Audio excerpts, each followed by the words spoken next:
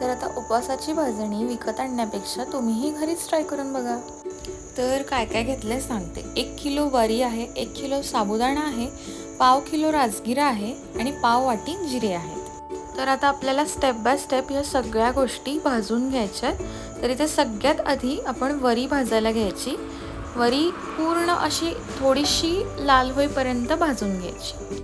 वरी भाजायला 7 ते 8 मिनटं लागतात. इथे असा कलर बदलला वरीचा की मग मी इथे सूप घेतलं आहे, त्याच्यावर एक कापडी टॉवेल घातला आणि त्याच्यावर वरी काढून घेतली आहे. आता इथे नेक्स्ट आपण साबुदाणा भाजून घ्यायचा आहे. साबुदाणा भाजायला पण वेळ लागतो थोडासा, पण साबुदाण्याचा कलर असा चेंज झाला थोडासा की मग ह्याला पण काढून घ्यायचं. आता आपण इथे राजगिरा भाजायचा. राजगिरा भाजायला पण वेळ लागतो. ह्या सगळ्याच गोष्टी भाजायला थोडासा वेळ लागतो, पण घरी इतकी सुंदर भाजणी तयार होते ना. तर राजगिरा भाजलेला ओळखायचं तर असं राजगिऱ्याच्या लाह्या दिसायला लागतात, बघू शकता तुम्ही.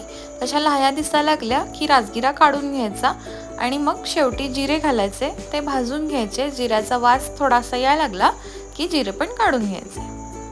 तर आता इथे सगळ्या गोष्टी आपल्या भाजून झालेल्या आहेत. इथे 4च गोष्टी असतात, साबुदाणा, वरी, राजगिरा आणि जिरे. तर आता आपल्याला काय करायचं आहे, हे जे आपण भाजून घेतलं ते पूर्ण थंड करून घ्यायचं आहे. अगदी गार झालं की मग ते आपल्याला मिक्सरमधनं दळून घ्यायचं आहे. तर इथे थोडं थोडं करून असं मिक्सरमधनं दळून घ्यायचं. तर 1-2दा दळून झालं की मग ते असं चाळणीने चाळायचं. परत जे उरतं चाळणीमध्ये ते परत दळून घ्यायचं आणि बारीक एकदम पीठ झालंय ना बघायचं. तर इथे आपली परफेक्ट अशी उपवासाची भाजणी तयार होते घरच्या घरी. तुम्ही सुद्धा हा व्हिडिओ स्किप न करता पूर्ण बघा आणि अशी उपवास भाजणी नक्की घरी ट्राय करून बघा.